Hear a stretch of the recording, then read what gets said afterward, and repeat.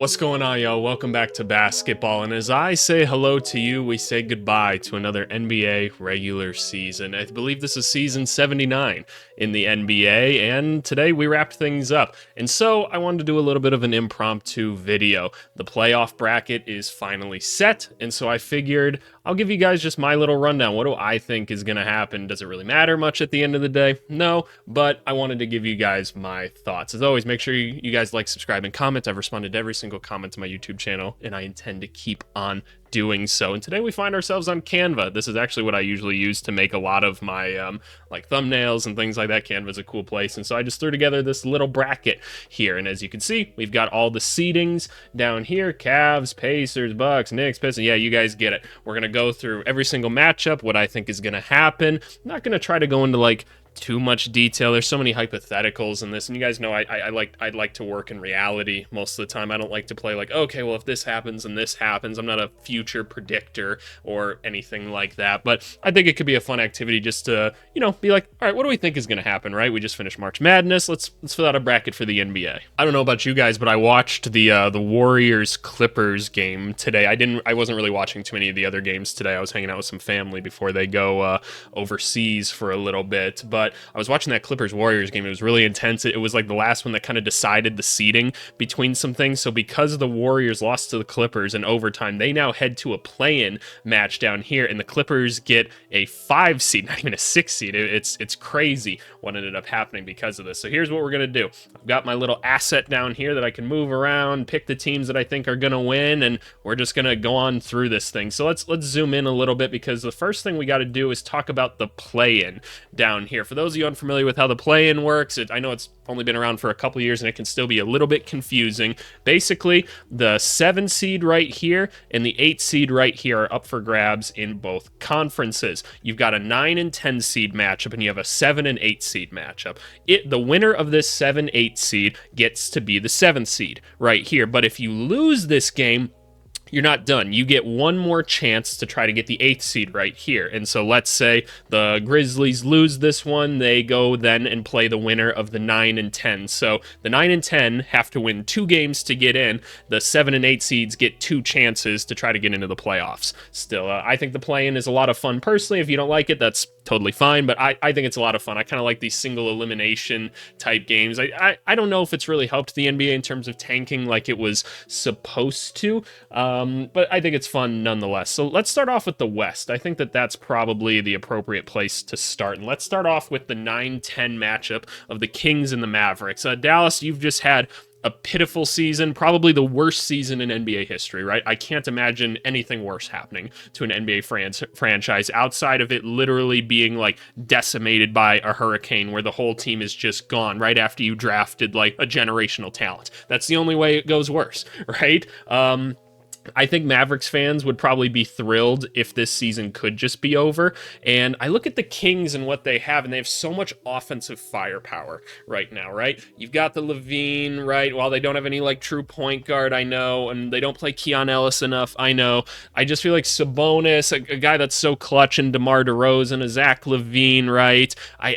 I know Malik Monk is still out, right? Malik Monk is going to be out for a little bit. Let's pull it up and see, because he's being reevaluated in like 6 weeks or something like that, right? Season might be over. Yeah, pretty much. Yeah, he's out for this. But I feel like the Mavericks are just kind of stumbling into this a little bit. I know AD plays, he's been playing well. He almost had the quadruple double recently. I just don't think they have enough firepower outside of things to actually get by the Kings in this game. As much like rim defense that they have, the Kings, I don't know. I just think all the scoring that they have in multiple places in these one and done games could get it done. And so I'm going to pick the Kings to move on and this one. So we'll move the Kings up to here to play the loser of this one. Now, what do I think is going to happen in this Warriors-Grizzlies match? Well, one, I'm sure Ja Morant is going to do some sort of obscene celebration. That could go any direction. Who knows? Maybe he'll bring the bazooka out this time. That situation is both really annoying, but also mostly objectively hilarious to me, just because it is so funny, but I don't know why the dude can't just chill out. I love Jaren Jackson Jr. I love this team of the Grizzlies. I think it's really fun. They've done a really good job constructing it. Got a new coach in, right? Just firing Taylor Jenkins. Jalen Wells, really their only like true wing, is now done for the season. It sounds like he's going to be okay though. What a scary injury. I think the Warriors are probably too strong of a veteran group to where, like, the weaknesses of the Grizzlies, which are their, like, center position, I don't think you can play Zach Edey much in this game. I think he's going to get taken advantage of a bit too much. You're going to have to rely on more of your, like, forwards to play center, and, like, it's fine. You can play, like, the Aldamas and the Jaren Jacksons and such, but I just feel like the veteran presence that is the Warriors is going to be too much for them in this matchup. Hopefully Jimmy Butler's okay, because he got hurt in that game, so I think he just kind of got a stinger on the top of his knee, but I'm gonna give it to the Warriors in this one. And again, like, leave me your comments on what you think is gonna happen. I'm not thinking about this stuff like too much right here, but I'm gonna give the Warriors this this 7 seed right there. So they'll end up playing Houston then in the first round, which I think is an awesome matchup. So this means that the Grizzlies will get to play the Kings then to figure out who gets to be the 8 seed. And when I look at this is a really interesting game as well. I struggle to see who's going to come out of this one because, again, I can see the Kings just getting so hot offensively, but the Grizzlies just have such a deeper team, the Ja Morant of it all, but I don't know. Like, Sabonis versus Jaren Jackson's a really cool matchup. Like, I feel like maybe you have a bit more all-around talent when you look at, like, the Desmond Banes and the Ja Morants, and I know Ja's had a really good little stretch here. I don't really know how to interpret that. He seems like he's kind of on a mission, so I don't completely know. Man, I feel like if the Grizzlies somehow, like, lost this matchup, that would really spiral them in their off-season. But I feel like the Grizzlies in their depth might be able to put together something, and Ja might just be able to will them past this group. So I think I'm going to give it to the Grizzlies in this one, and I'm going to say that they're going to go up here against the Thunder there. So we'll give this to the Grizzlies. Kings fans, I'm sorry, you'll have a weird offseason. That's just my guess. Okay. Moving on to the East and figuring out what's going on with the play-in here. So the first one, the Bulls and the Heat, my Chicago Bulls, play the Heat again.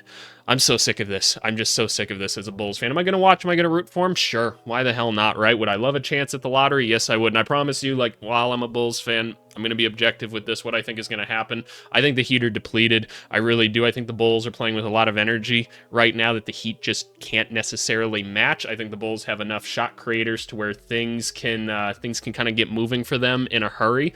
I look at like a Kobe White, and I've seen Spoelstra come up with game plans to try to slow Kobe White down before, and he's been pretty dang good at that. I just don't know if the rest of the roster is necessarily good enough. I struggle to see size-wise how the Bulls deal with like Ware, who hit his head on the rim today. That was kind of cool. And Bam, I think that's going to be a struggle for them. But I like Smith, I like Vucevic, obviously, but defensively they're not the greatest. But I kind of think a Bulls team is actually pretty dangerous in these playoffs in general, because here's the thing, the Bulls are like probably the biggest gimmick team in this like whole thing, right? They play extremely fast, take a lot of three-pointers, and they can get hot offensively really, really quick. They just play zero defense, and the Heat don't exactly have a lot of people to make things easy for them, so I kind of think the Bulls are going to get hot in this one, and they're going to end up moving through and actually taking out the Heat, which I think a lot of Heat fans would actually be thrilled about because they really want a chance at the lottery, and if there are basketball gods, they will probably reward the Heat for everything that they've been through. So I'm going to give it to the Bulls, actually, in this one. And then we have a Magic Hawks lineup. I just think the Magic don't have enough firepower, man. I just think once a team has time to actually game plan for them, that it's just going to be too hard for them to overcome. I think they're really going to fight defensively to make things happen. I like Paolo. I like Franz a lot. Like, I promise you I do. But I think just the combination of Trae Young, Reese Shay's been playing out of his mind. I know it's March basketball and he hasn't been playing against the most elite talent, but he looks really comfortable in his role right now. I think like a Dyson Daniels is going to make Franz Wagner's life kind of tough in this one. So I'm actually going to give it to the Hawks here at getting the 7th seed to go up against the Celtics in the first round. So we're going to give that to them. Let's move this down here. So I'm going to give it to the Hawks right here, and then I think the Magic are going to end up playing the Bulls then for the 8th seed. And here's kind of what I'm thinking for this. I think the Bulls are going to take them too. I really do. I just don't think the Magic have like enough firepower to make it happen. I could very well eat my words in this because Paolo and Franz could go off at any single moment. But again, I think a gimmick team like the Bulls could be a surprise team in this playoffs just because they can get hot from three. A Kobe White being fed by Josh Giddey, who has been just playing amazing this back half of the season. A Vucevic gets hot from three. You could have a lot of problems, right? And again, defensively, Magic are awesome. They could give the Bulls a lot of problems, but when you need someone to really go get a shot, I'm confused. I also think Franz Wagner, if like switched on to like Buzelis or something, or like Paulo Banchero would absolutely obliterate Buzelis or something in this game. But I think the Bulls could just get hot, and I'm actually gonna give the win to the Bulls in this one.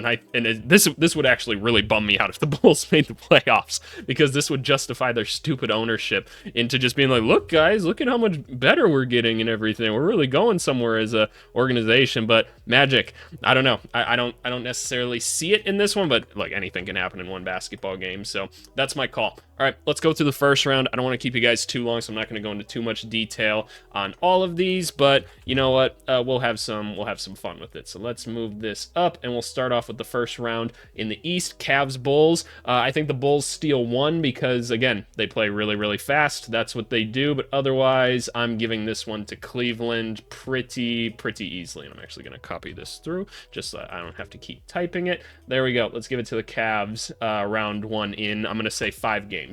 Give me 5 games so if the Bulls get really hot in one of them and just take them to church. But otherwise, we'll give it to Cleveland. We'll give it to Cleveland. I can't center this for whatever reason. There we go.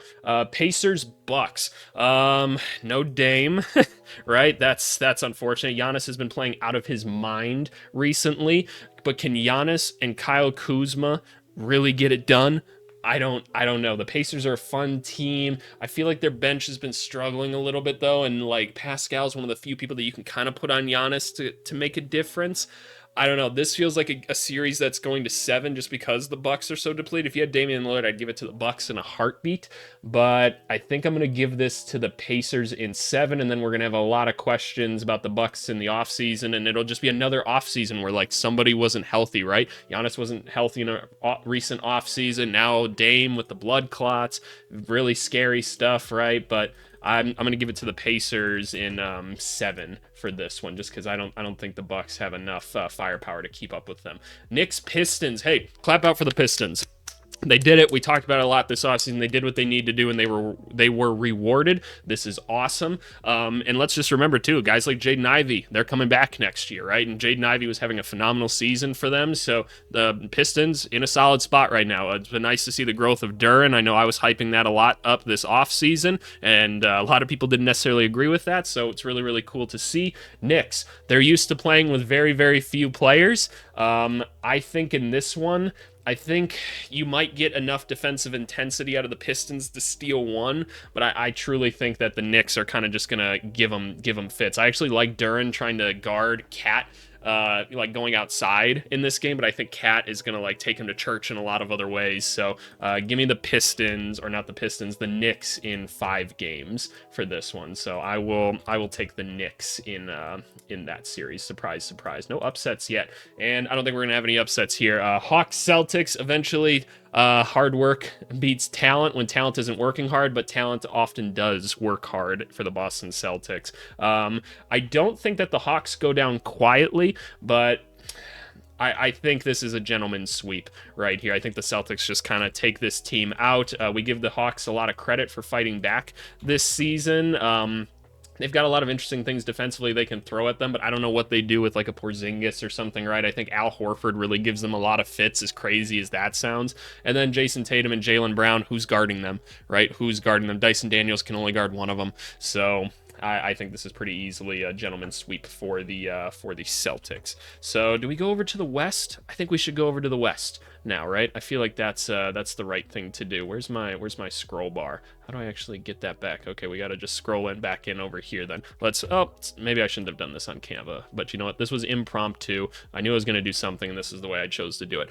Thunder Grizzlies. Grizzlies are a fun team. I don't think they're disciplined necessarily enough, and it's been such a crazy season. I think they actually give them more problems than you think. The Thunder are really good, but give me the Thunder in 6 games, and I think the Thunder blow them out in a couple of them just because they play their style of basketball so well. I think Hartenstein and Chet just completely outsize them, and like the Thunder don't have like great wings to necessarily go to for things, but they're all solid and know their roles so well. So I'm gonna give it to the Thunder in this one, and I don't think that's any surprise for you guys to see me pick them. So we're going Thunder there. All right, Nuggets Clippers. Wow, what a fun series that's gonna be. Nuggets Clippers. Jamal Murray's back.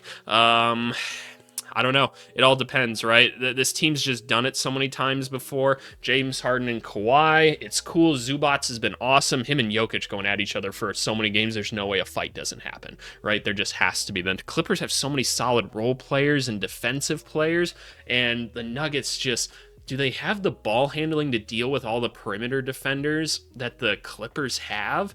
I don't know. I truly don't know. Who guards Kawhi for them? Do they put like Aaron Gordon on him? You're probably going to have to, right? But it's really nice to have Aaron Gordon as like a rotating kind of rim defender for things. But I guess the good news is Zubac sticks by the rim quite a bit, so Jokic doesn't have to ever go too far out to guard things.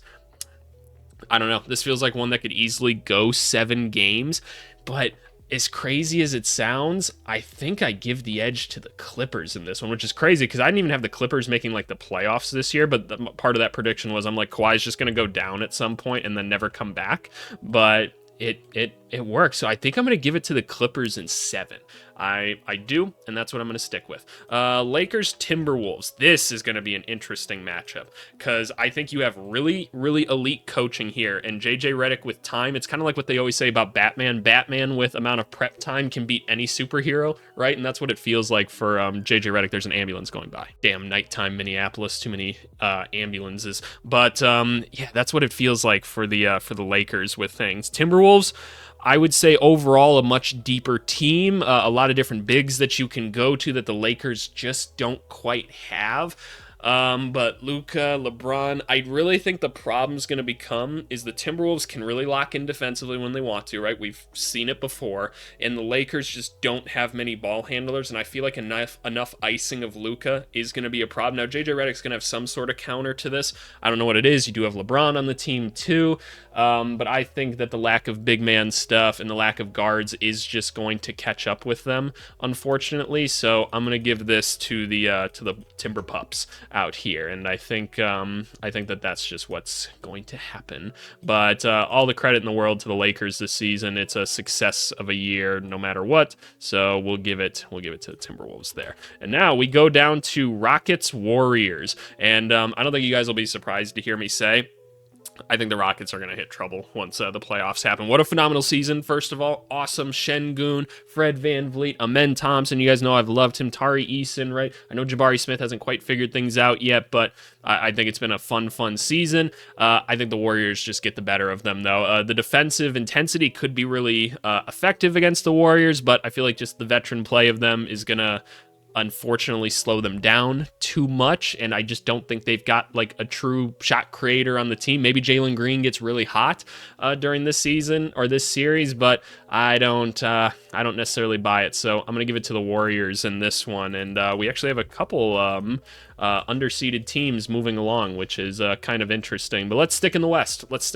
Again, I don't want this to be too long. Thunder Clippers. Ooh. Experience versus young guns. I don't know. At least one Kawhi injury will happen during this one because like Hartenstein will bump him too hard or something, and then that'll be scary for everybody. But this is interesting, right? I just think Shea and J-Dub, like they're all NBA players. That's a perspective I have to maintain at this point. They're really, really elite. Chris Dunn. How long can he try to slow Shea down?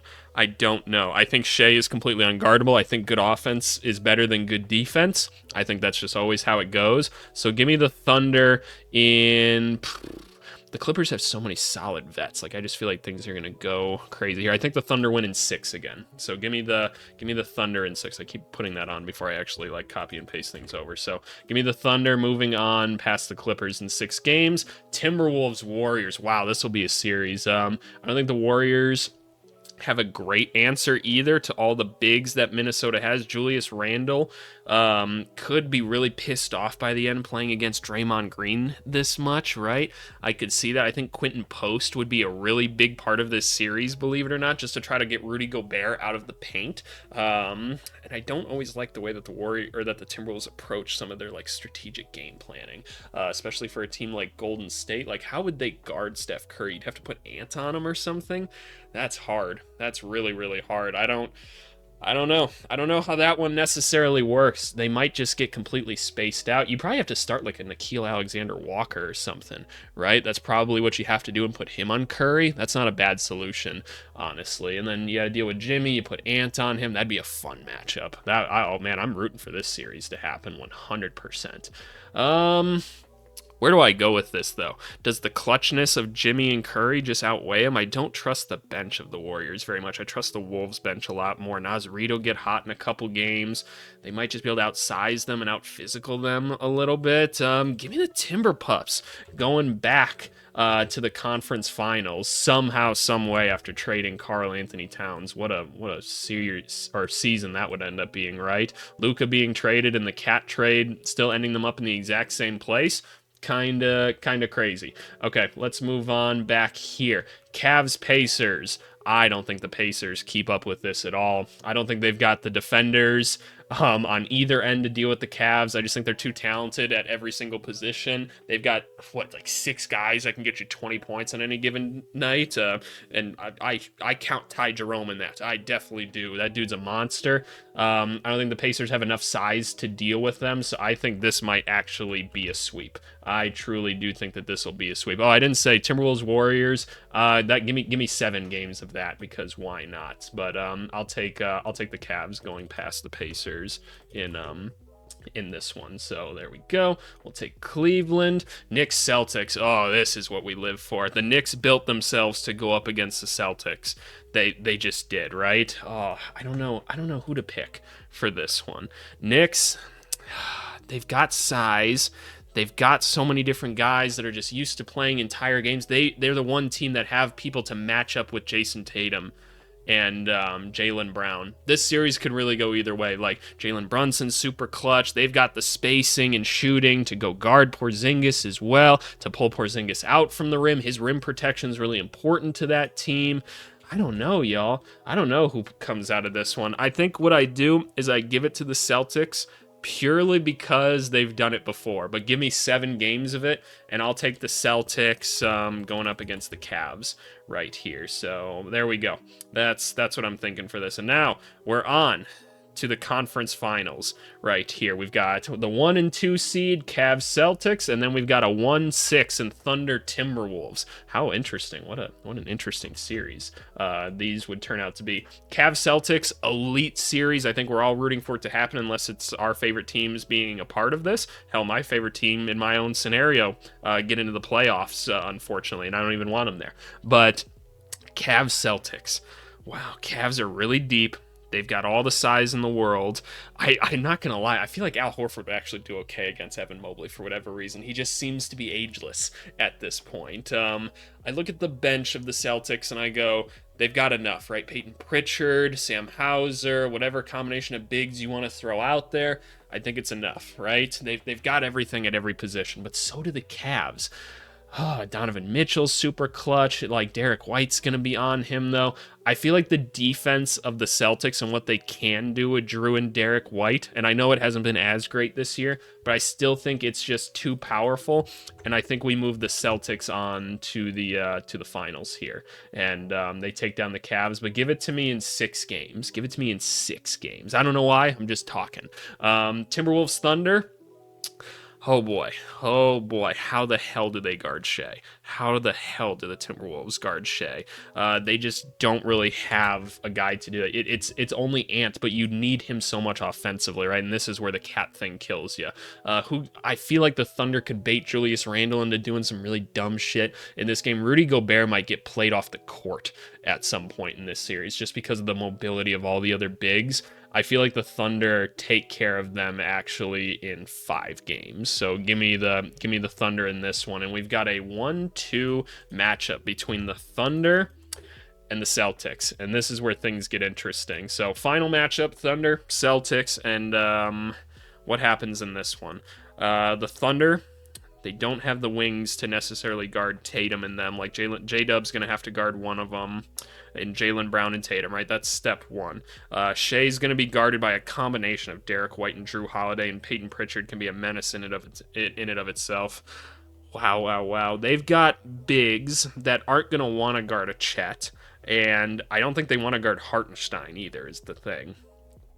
That's a tough one. This could be a tough series. Like, the shot making of Shea is so good. And I don't think the Celtics want to get out and run that much. I really don't think they do.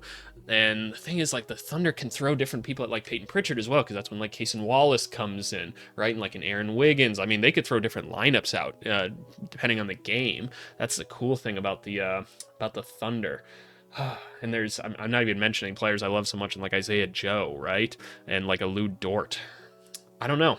I really don't know. I think what I do is I give it to experience, though. And I think I give it to the Celtics. I think I give it to them in... Just give me a game 7, right? Just give me 7 games. I just feel like these teams are all so loaded at the top. But give me a Celtics here. And we say the winner are the Celtics here. And we crown them our champion of this one. This is what I'm giving you. I'm giving you the Boston Celtics winning the finals again. I know, not fun, not exciting, but boom. Boston Celtics right here on Canva for you. I could straighten this out, but you know, is what it is. So this is AVC's bracket right here. Screenshot it, put it somewhere else. I don't know. Come into the Discord, by the way. Come into the Discord and tell me what you think is going to happen. I know I've already got people in the Discord chatting about things right now, giving their predictions for everything. And again, just want to give you guys a free little extra video here to kind of talk about this. I'm looking forward to the playoffs. I'm not exactly sure how I'm going to cover all of it. I covered like every single game last year, and that didn't really perform that well. And I can understand why those videos don't have long shelf lives or anything like that. But I don't know why you'd come to me for your game-by-game analysis of things. I'm not that big of a YouTuber, but I don't know. I thought this was a fun thing to do, so I figured I'd do it. But seriously, I appreciate you guys as always. I hope you have a wonderful week. You still have a video coming out Monday morning for you, so don't you guys worry. And then we're back to the player evaluations as well, coming on Tuesdays and Thursdays. Ideal offseason we're getting ready for. There's actually a team we could do right now in the Phoenix Suns, and we'll see when we end up doing them, right? But anyway, appreciate you guys as always, and we'll talk to you later. Have a great week. Thanks so much. Bye.